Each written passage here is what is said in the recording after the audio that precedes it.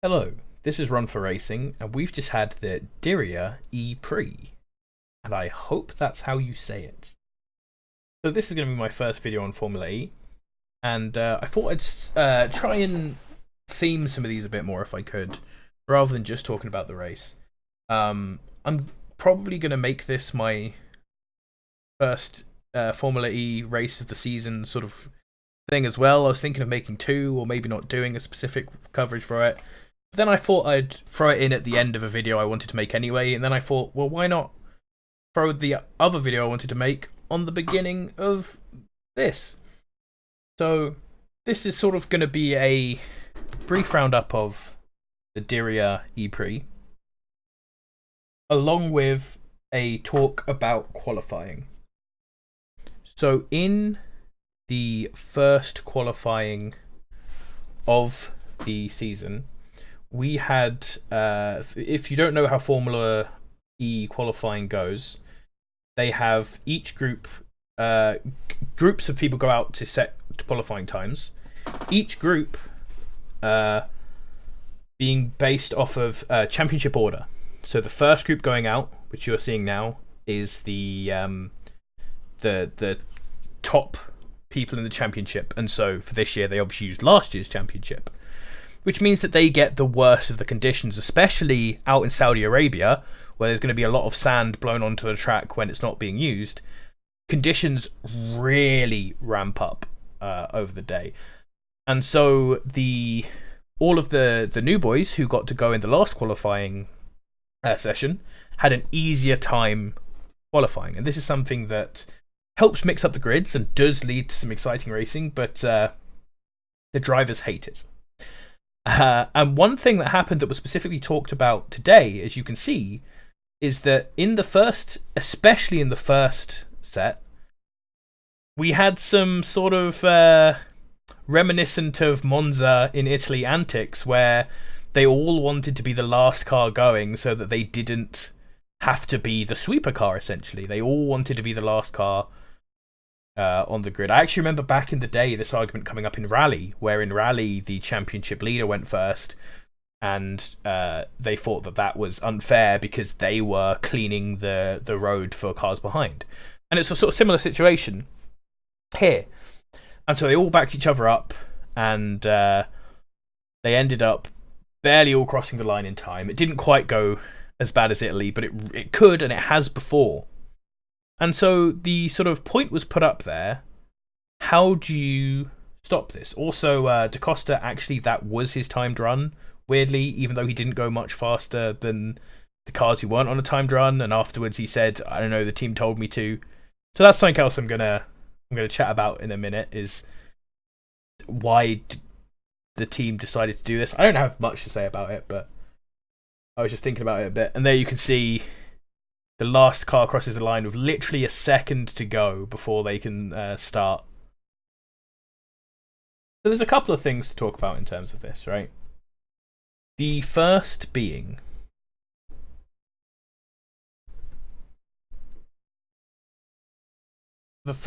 like, how do you fix this specifically, right? I'm not going to get onto the whole discussion of the pros and the cons and what's good for and what's bad for, because there are both pros and cons.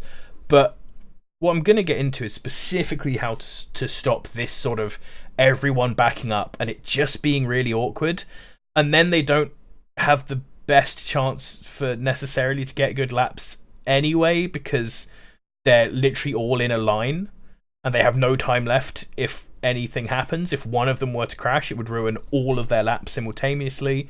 If one of them just, misbrakes into a corner or something, it would ruin everyone behind their's laps. Some of the cars behind could have maybe gone faster, but would just literally had traffic, essentially. It's an interesting situation. And so I was thinking about it, and I thought of a solution where you keep going with the same idea of having the championship order running, but within the groups as well. At least for the first group, because it becomes less of a problem throughout the day. But at least in the first group, so that rather than all of them going out and fighting over who goes first, just say, yo, John Ekvern, either John Ekvern, or you could do like the Formula 2 system where you just reverse the first 6. You have to go out first. So there's no point waiting. It is the obvious problem with that they could still just wait, go out, and cross the line with 1 second to go and force everyone else to miss qualifying. But to finish that, you just have to put like a time and just say you must have left. You must have left to start your qualifying lap within this time. So I think that could be a decent way to stop backing up and stop this sort of awkwardness in the first qualifying. Because, like I said, it got way better later on.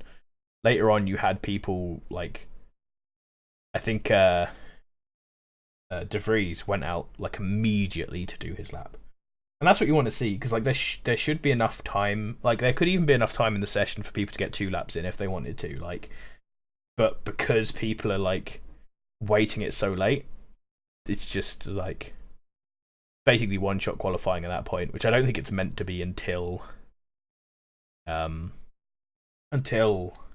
which is something I do want to talk about. I'm not going to do it in this video, but something I do want to talk about is the way that Superpole works, and how that is similar to and how that is different to how it works in how qualifying in Formula 1 works. Qualifying, this sort of organisation is something that was always fascinated me in esports and in motorsport before and stuff. So I'm definitely going to do some sort of comparison videos between different ways of running events and stuff. And qualifying particularly is something I'm interested in. So on to what actually happened in the race. The top 3 qualifiers were Alexander Sims, followed by Stoffel van Dorn and Nick De Vries.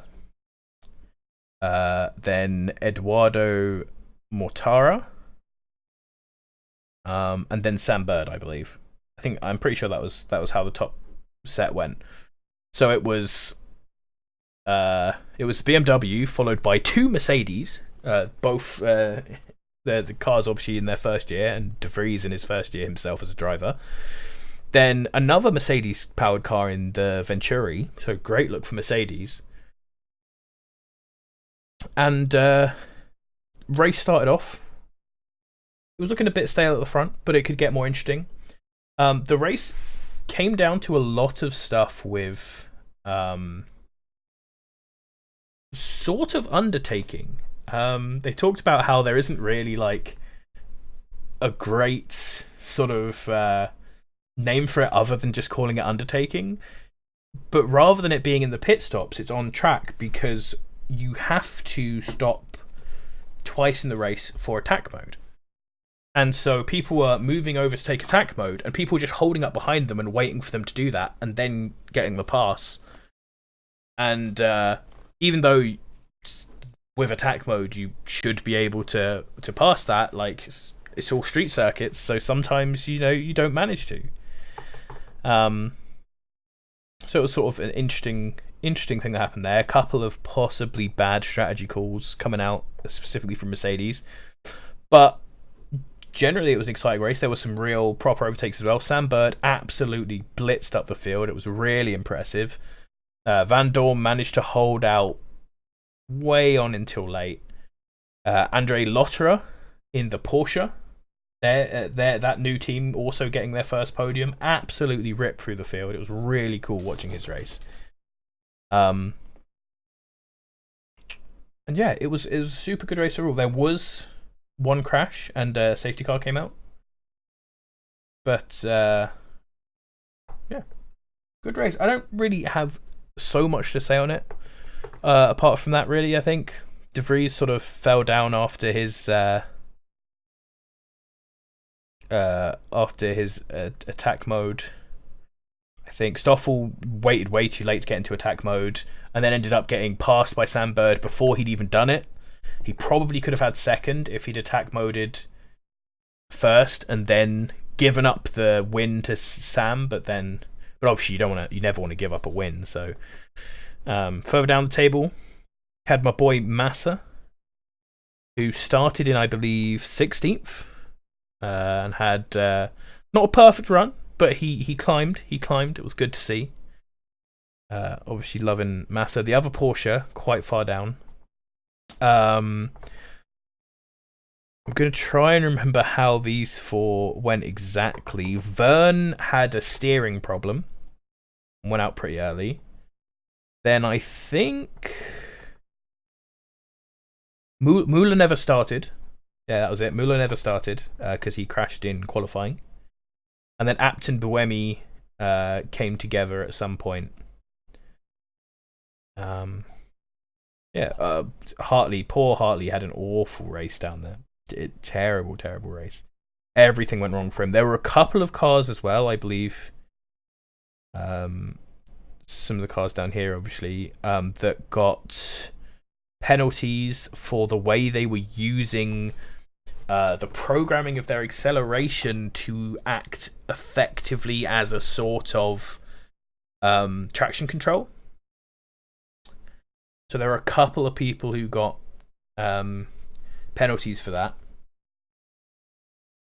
But a pretty decent race. Nothing super amazing. It's not the best Formula E race I've seen. I was hoping to introduce some friends to Formula E through this race, and it was decent. But if they watch it, they won't be like blown away by how sick it was. Apart from the podium, actually, the podium was legitly incredible. I should have prepared some pictures of the podium. I forgot, but like, you came out onto that podium, and there was a space for 3 of the cars, and the cars drove out under the podium, which was already like cool just in itself.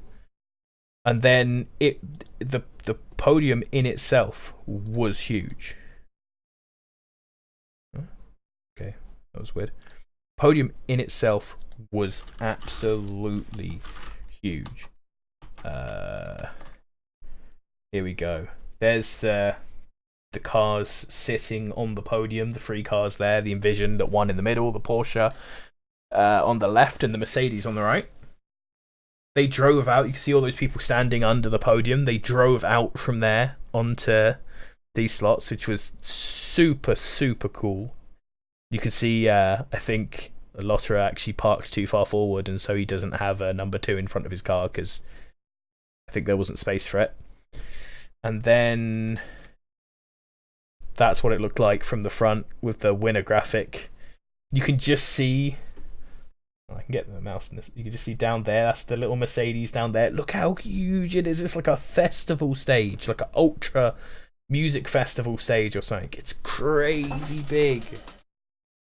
So yeah, Formula E's kicked off. It's going to be another race tomorrow, double header. We still have the last F1 and F2 races coming up. So a lot of good stuff. It'll start teetering out a bit once Formula 1's gone and it's just Formula E, but we got Formula E to keep us hyped throughout the off season. So thank you for watching this. This has been Rhondda Racing on the Checks Notes Diriyah Grand Prix.